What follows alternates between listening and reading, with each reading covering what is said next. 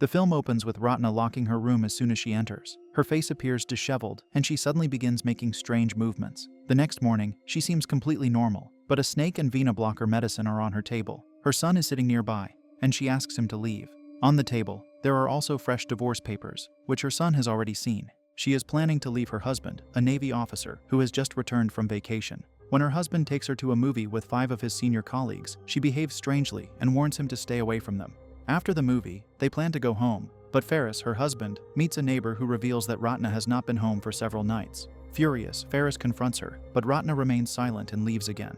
Frustrated, he decides to go outside, expecting a reaction from her, but she remains indifferent, angering him further. Later, he gently asks her to stay, but she ignores him completely. This makes Ferris suspect she is having an affair. Ratna does not respond to his accusations, but suddenly starts hurting herself, banging her head violently against the table. Her son, witnessing this, becomes distressed and starts crying. The next morning, Ferris wakes up to the sound of clattering in the kitchen. He sees his son cooking breakfast by himself.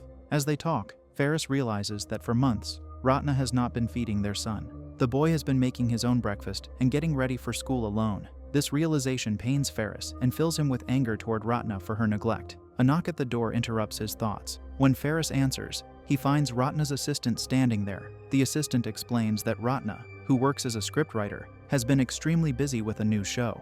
For the past 3 months, she has been staying at a hotel, keeping herself occupied and rarely returning home.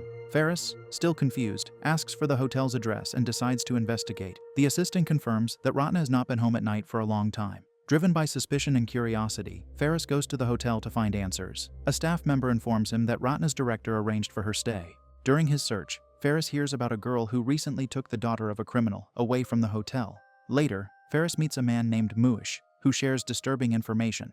Muish believes something supernatural is controlling Ratna. He claims to have seen a shadowy figure following her in the forest. Ferris remains skeptical, but Muish insists that certain warning signs should not be ignored. He gives Ferris a book containing information on strange occurrences. The book suggests that if unusual signs begin appearing in his home, it could mean something dangerous is happening. It also mentions that the exhaust system can be used for protection. The book explains that if any family member is involved with a demon, the rest of the family will start noticing strange marks appearing in their house. As this information unfolds, it is revealed that behind Ratna, her village has transformed into a terrifying monster, something neither she nor anyone else had realized. Despite these eerie signs, Ferris ignores the warnings and remains focused on the director, assuming the issue is purely professional. The director tells him that Ratna has been extremely busy with her project and advises him not to disturb her.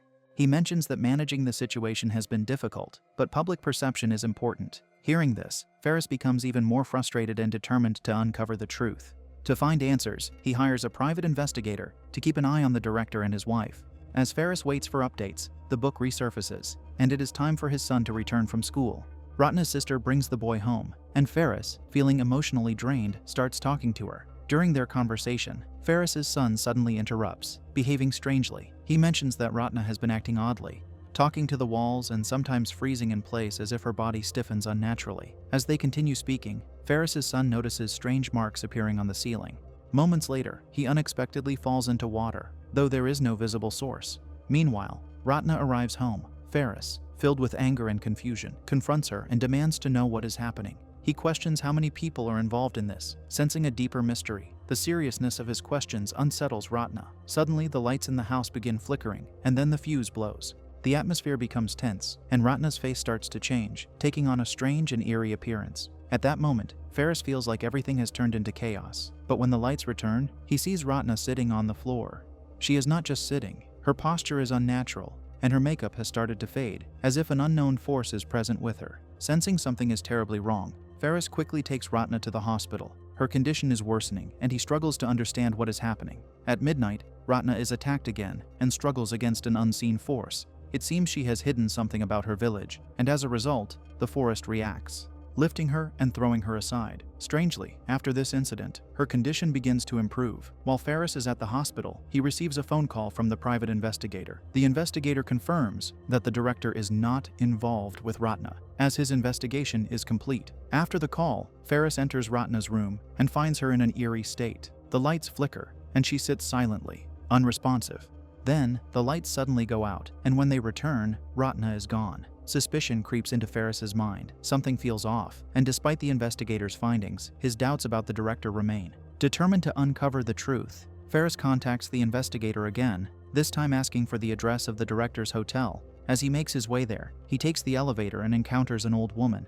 She looks at him and cryptically warns that someone is coming. Before Ferris can respond, she vanishes without a trace. Ferris grabs a gun and heads to the director's hotel room, only to find it completely empty. Frustrated and confused, he returns home, where he finds his son extremely frightened. The boy tells him that he saw bloodstains on the roof and hasn't gone to the washroom for a long time because Ratna was there. Now he is terrified of his mother. Ferris remembers checking the washroom earlier and finding it empty, but now, when he looks again, Ratna is there, in terrible condition. She has hidden something in the corner, and blood is dripping from her feet. Her appearance is so disturbing that anyone who sees her would be shocked. Ferris quickly tells his son to leave the room, then picks Ratna up and places her on the bed. After calming his son and talking to him, they both eventually fall asleep. In the middle of the night, Ratna wakes up. She seems completely fine now, as if nothing had happened. She gets ready, applies bold makeup, and leaves the house. Outside, heavy rain pours down, but she doesn't seem to care. Instead, she dances in the rain, enjoying the moment. As she moves forward, she finds a taxi and gets in, asking the driver to take her to the hotel where she has been working for the past few days. The driver, noticing her vulnerability, tries to take advantage of the situation. However, Ratna completely ignores him and steps out of the car. As she walks away, a shadow appears inside the taxi. A ghostly figure, the same entity that has been following her all along. Suddenly, the entity attacks the driver. Ratna watches everything unfold, but it seems like no one else notices what is happening. Later that night, it is revealed that the private investigator has been following Ratna, just as Ferris instructed. As he gets closer to her room, he hears strange noises coming from inside and suspects that someone else is already there. Without hesitation, he opens the door and enters, but the room is empty. Ratna stands in the middle of the room, seemingly unaffected. Her expression remains indifferent, as if she either doesn't care or isn't fully aware of her surroundings. She does not react to the spy's presence, as if she already knows that this is all part of Ferris's plan. The spy asks Ratna a few questions, and then begins inspecting her room. He checks her closet, drawers, and even the washroom, but finds nothing unusual. He records everything on video, planning to sell the footage to the forest. As he continues his investigation, Ratna carries on with her tasks. However, as he films her, she grows more agitated, but does not react. When the spy opens the bathroom door, he is met with a horrifying sight. Blood covers the floor, and a dark entity, a demon, lurks inside. Terrified, he stumbles backward, trying to escape, but the demon follows him.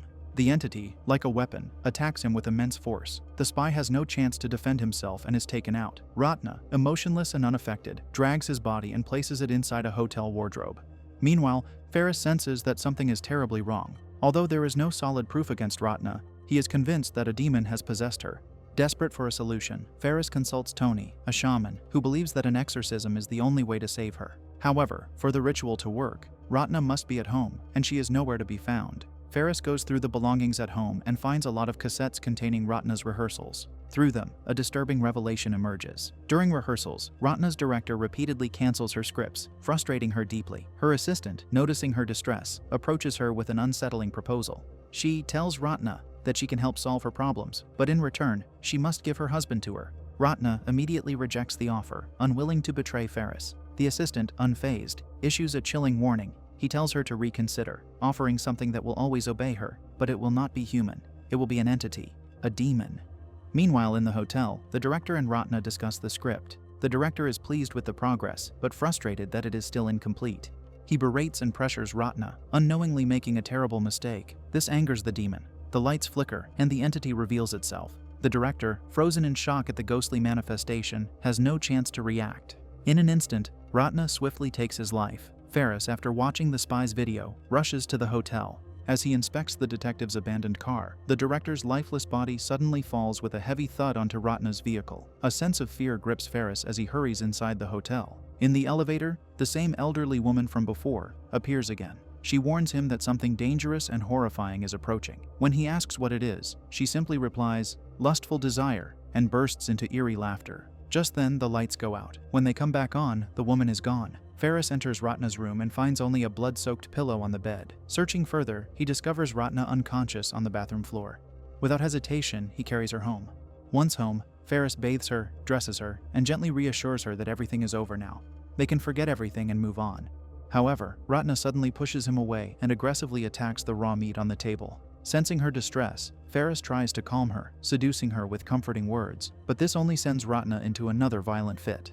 She turns, pointing the knife directly at Ferris, her eyes wild with rage and pain. Then, with a blood-curdling scream, she turns the knife on her.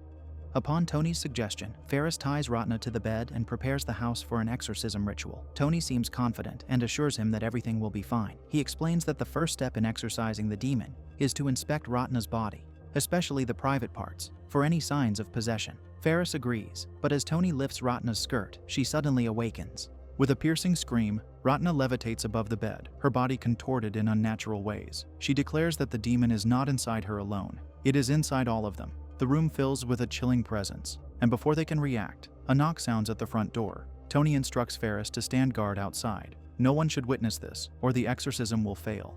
Just then, Maida and the little boy arrive. Ferris, trying to maintain control of the situation, tells his son to go to his room. Hearing Ratna's horrifying screams, Maida panics and tries to flee, but Ferris catches her and forces her to stay. He confronts her, accusing her of summoning the demon to destroy their family. Desperate to end this nightmare, Ferris offers himself to Maida. The assistant, overcome by the entity's influence, accepts the offer. As they kiss, the demon abandons Ratna and takes possession of Maida instead. Immediately, her body convulses, and she turns on Ferris, attacking him with a broken glass shard. With wild, unseeing eyes, she shrieks that the demon is in all of them. Completely consumed, Maida bolts from the house and runs into the streets. Her body twists and contorts in impossible ways, laughter spilling from her lips in a mix of madness and agony. Unable to resist the demon's control, she slams her head against a road barrier over and over again, until she finally collapses, unconscious. Meanwhile, Tony, consumed by desire, begins removing his clothes. He approaches Ratna, telling her that he has waited far too long for this moment. Disgusted, Ratna spits in his face and snarls that she would rather be with a demon than with him. Ferris, seething with rage at Tony's betrayal, launches at him. A brutal fight breaks out between the two men. As they struggle, Ratna levitates above them, and suddenly, all the lights in the house go out. Both Ferris and Tony grope blindly in the darkness. Then, in a horrifying twist, the demon seizes Tony's body, twisting and contorting it unnaturally. Ferris watches in shock as Tony's limbs bend like Maida's had before. Realizing that Ratna is no longer in the room, Ferris rushes outside in search of her. In the hallway, he finds Tony violently banging his head against the wall, possessed by the demon. Overcome with fury and desperation, Ferris grabs him and slams his head repeatedly, until he lies lifeless on the floor. Determined to find Ratna, Ferris presses on. A noise from the ceiling catches his attention. It is the blood splatter again. As he trudges forward, he suddenly slips and falls, injuring himself. Groaning in pain, he drags his body across the floor and into the bedroom. There, he finally finds Ratna, but the sight before him is more horrifying than anything he has witnessed so far. She is moaning, writhing in pleasure as she engages in intercourse with the demon. Ferris collapses in helpless despair. Tears stream down his face as he watches, unable to do anything. The scene abruptly shifts. In a darkened theater, all the characters from the film are now lifeless, their bodies slumped in their seats except for Ferris. On the stage, Ratna dances under a spotlight as a haunting song plays in the background, repeating how men have always dominated women. Suddenly, Ferris wakes up, gasping for breath. Ratna stands over him, staring coldly. She tells him that he makes her powerless. Then, with a chilling smile, she pulls out a gun. Laughing at Ferris's broken, vulnerable state, she raises the weapon and shoots him. As the film reaches its climax, Buddy turns toward the audience and breaks the fourth wall. He raises a finger to his lips, gesturing for silence. Then, he pulls back the theater curtain, revealing all the lifeless bodies. As the curtain closes, Ratna's face shifts through a series of unsettling expressions.